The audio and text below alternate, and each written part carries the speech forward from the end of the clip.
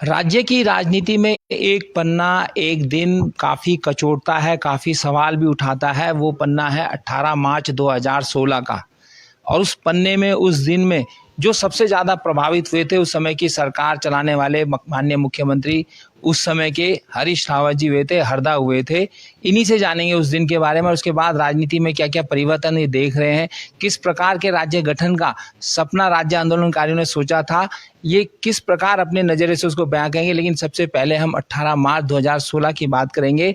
उस दिन क्या हुआ था, कैसे हुआ था, वो सब आपको पता है, लेकिन उसके बाद क्या क्या प्रभाव राज्य की राजनीति में हुआ, उसके बारे में जानेंगे। क्या कहेंगे हरदा आप उस दिन के बारे में? वो दिन मेरे लिए तो एक चुनौतीपूर्ण दिन था और उसने मेरे सामने कई परीक्षाएं खड़ी की, और अपने इस देवता की कृपा से, भगवान केदार की कृपा से मैं उन परीक्षाओं में पास हो गया। मेरी सरकार भी पास हो गई। मगर कुछ चीजें ऐसी होती हैं जिनका प्रभाव राज्य की राजनीति पर और राज्य के सामाजिक आर्थिक जीवन पर बड़ा गहरा पड़ता है। तो उस दिन के घटनाक्रम का जो असर है, हमारे जीवन से ज्यादा महत्वपूर्ण जो है राज्य का जीवन, यहाँ का सामाजिक जीवन, यहाँ का आर्थिक जीवन, व्यक्ति की आकांक्षाएं, वो सब चीजें हैं। तो उन पर बड़ा दुष्प्रभाव पड़ा, क्योंकि पहली बार राज्य के अंदर एक ऐसा पाप कर्म हुआ, एक ऐसा संवैधानिक कुकृत्य हुआ, संविधान के साथ ऐसा कुकृत्य हुआ जिसके परिणाम स्वरूप एक चलती हुई सरकार के अपने लोगों ने, इसमें मंत्रीगण भी सम्मिलित थे, उन्होंने जो है बजट पारित करने वक्त में लास्ट मंथ जिस समय विनियोग विधेयक पारित हो गया, तो वो विनियोग विधेयक पारित होने के बाद जो है विरोध शुरू कर दिया।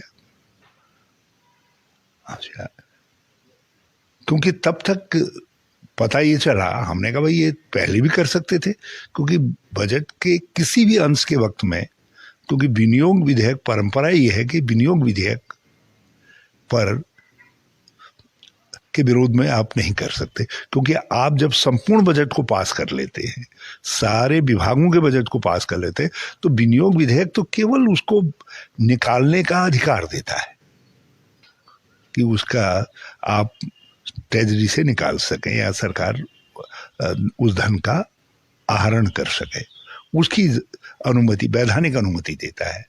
तो इसलिए कभी भी विनियोग विधेयक पर वोटिंग नहीं होती। मगर क्या कारण था, मैं तो अभी तक ये नहीं समझ पाया, जबकि उधर कोई सेवानिवृत्त मान लिया, सेवा से निकाले गए मान लीजिए, जज भी थे और लोग भी थे, तो उन लोगों ने विनियोग विधेयक के पारित होने के बाद जब स्पीकर ने कहा कि पारित, तो उसके बाद उठ करके विरोध करना शुरू किया। पहले तो हम ये समझ पाए कि कोई और कारण होगा, लेकिन जब उन्होंने चुनौतीपूर्ण स्वरों में कहना शुरू किया कि सरकार अल्पमत में है, अल्पमत में है, तब हमारी समझ में कुछ आया, लेकिन तब तक हाउस स्थगित हो गया था। अब इसको करने वाले लोगों के पीछे जो प्रेरणा थी वो तब सामने आई जब वो लोग भाजपा द्वारा सुनियोजित एक बस में बैठ करके गए और भाजपा के प्रदेश अध्यक्ष के पैड में कुछ लिख करके दिया, स्पीकर को दिया, गवर्नर को दिया और लोगों को लिख करके दिया, और उनके द्वारा प्रायोजित एक होटल में दिल्ली में जाकर के टिके। तब हमारी समझ में आया कि ये कुछ लोग हमारा साथ छोड़ करके चले गए हैं। नहीं तो जो व्यक्ति 2 घंटा पहले अपने मंत्रालय के बजट को पायलट कर रहा है और उसको पारित करवा रहा है, तो 2 घंटे में क्या ऐसा परिवर्तन आ गया कि आप उसके खिलाफ में, उस सरकार के खिलाफ में जाना चाहते हैं या आप उससे निकल जाना चाहते हैं? सरकार तो छोड़ दीजिए, सरकार से तो किसी समय भी निकल जाते, आप पार्टी से निकल जाना चाहते हैं। तो ये कृत्य था। उसमें कुछ लोग थे जिनको पार्टी ने सब पर वरीयता देकर के मुख्यमंत्री जैसा भी पद सौंपा था।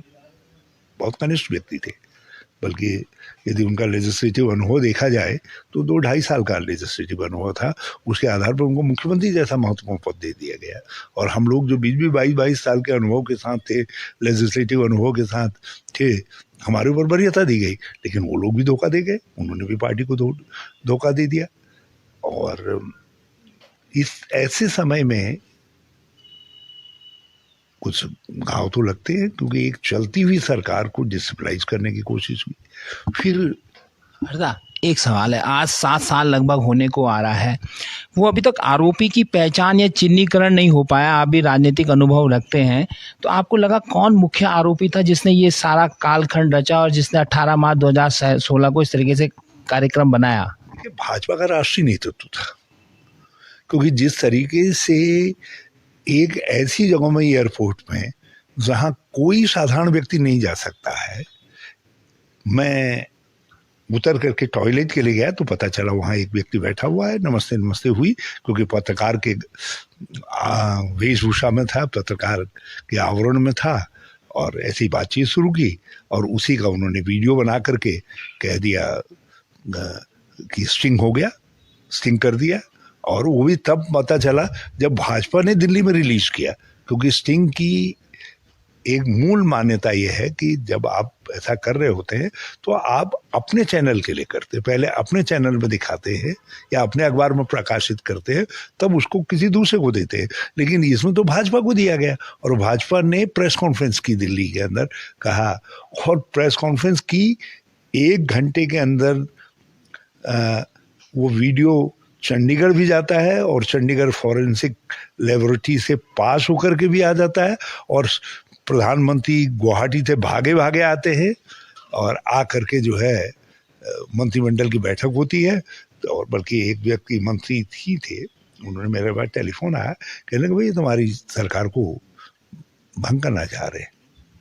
हरदा, एक और बात तो है, ये स्थिति, और सरकार भंग कर दी गई, सरकार भंग कर दी गई।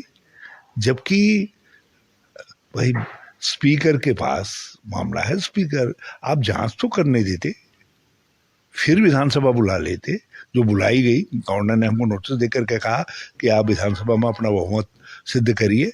हमने कहा ठीक है, हम बहुमत सिद्ध करेंगे, लेकिन हमको ये मौका ही नहीं दिया गया कि हम बहुमत सिद्ध करें, और उससे पहले हमारी सरकार बर्खास्त कर दी गई।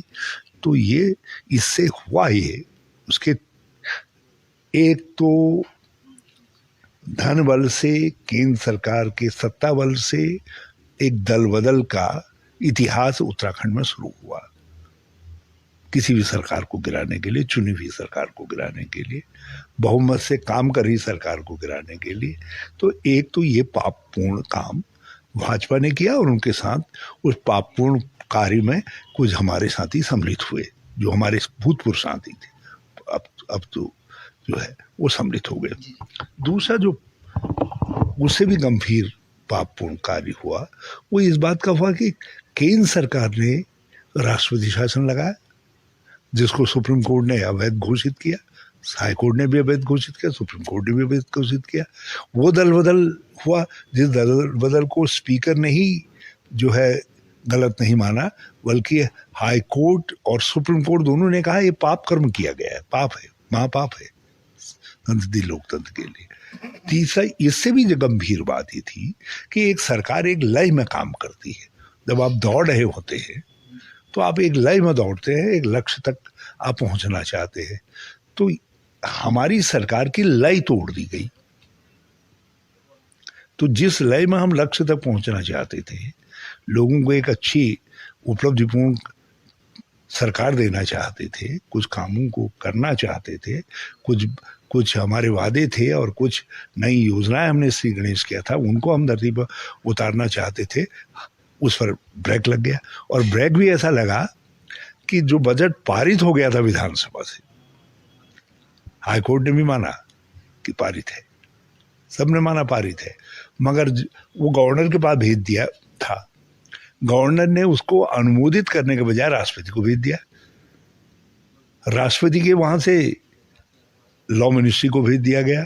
लॉ मिनिस्ट्री के वहां से हम जहां पूछें 3 महीने लग गए हमको बजट खोजने में। हमने कहा भाई विधानसभा द्वारा पारित, वो बजट तो दे दीजिए हमको, वो विनियोग बिल तो दे दीजिए, बजट तो पारित हो गया था, वो विनियोग विधेयक तो दे दीजिए हमको, ताकि हमको रुपया निकालने की सरकार को सहूलियत हो। जब हम बहुमत सिद्ध कर चुके थे विधानसभा में, जब हमारा बहुमत सुप्रीम कोर्ट के दिशा निर्देशन में सिद्ध हुआ, तो फिर हम उस बजट को खोजा हमने, तो बजट ही नहीं मिले।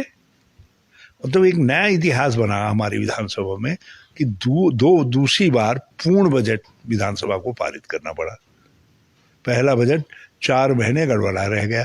तो अब 1 साल के वित्तीय वर्ष में 4 महीने यदि बजट गड़बड़ाए रह जाए तो विकास कहाँ से होगा भैया, काम कहाँ से होंगे।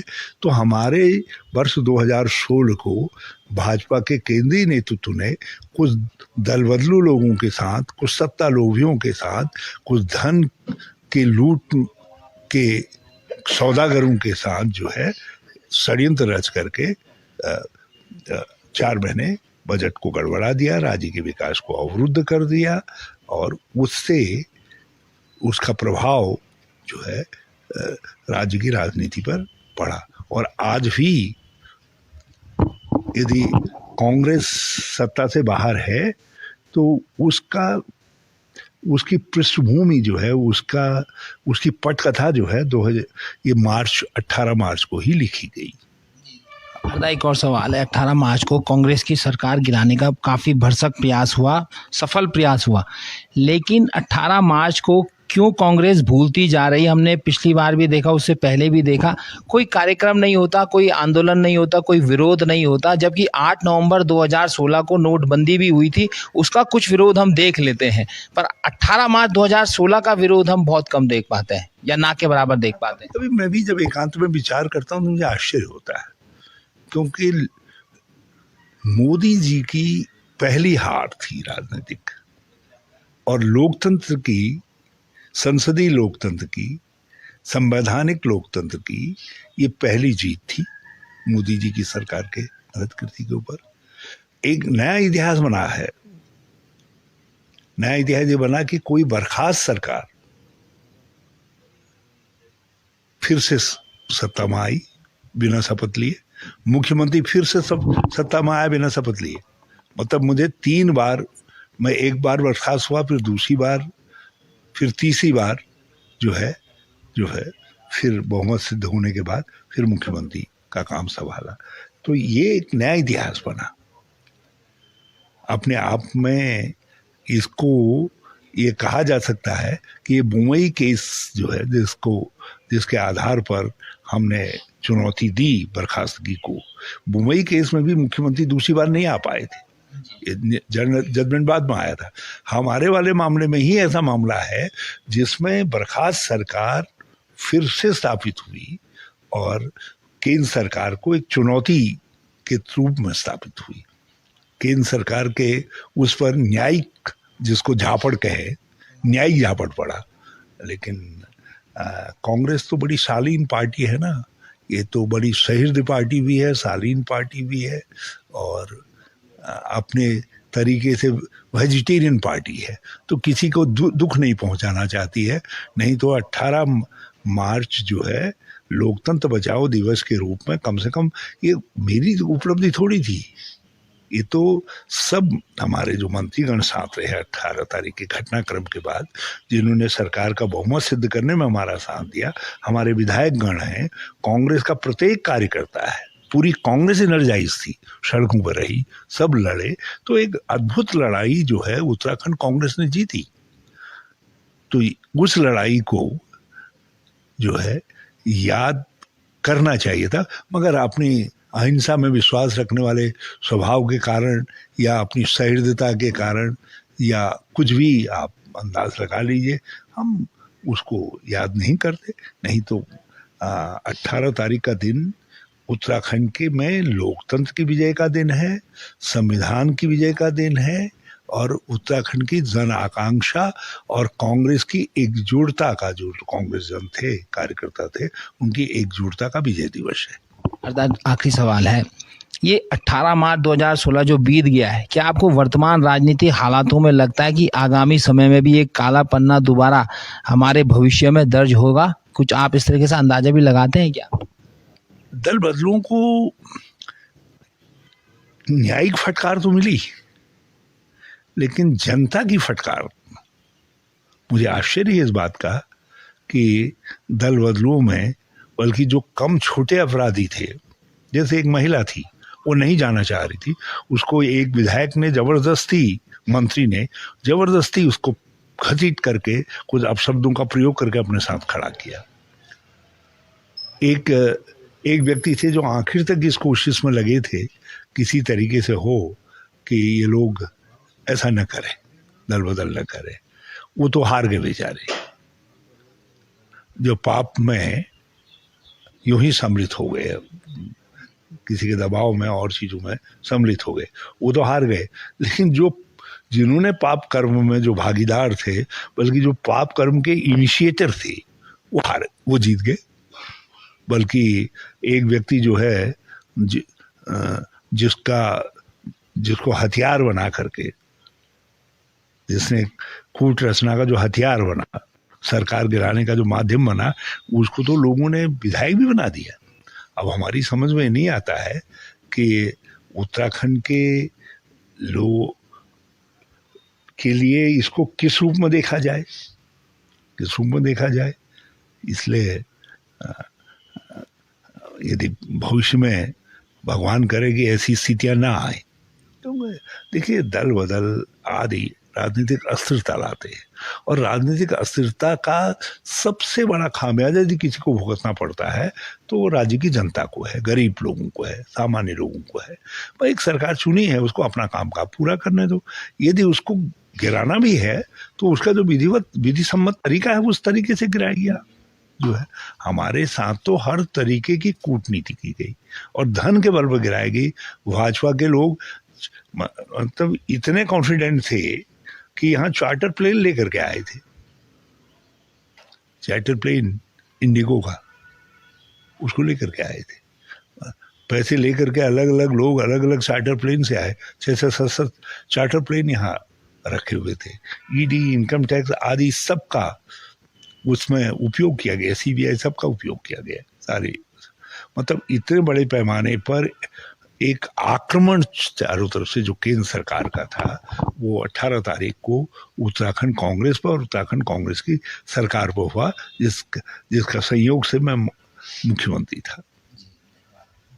ये हमारे साथ हरदा थे और हम आपके स्थानीय चैनल है, इसलिए ये जो घटनाएं होती हैं ये हमेशा चर्चा का विषय इसलिए बनते रहनी चाहिए कि आगामी समय में ऐसी घटनाएं दोबारा राज्य में ना हो, राज्य की राजनीति में ऐसे पन्ने दोबारा दर्ज ना हो, इसलिए हम लोग इसको चर्चा में बनाए रखते हैं। हरदा से आज अनुमति मांगी हमने, तो हरदा ने पूरा सहज सम्मति दी और हमें बताया उस दिन के बारे में।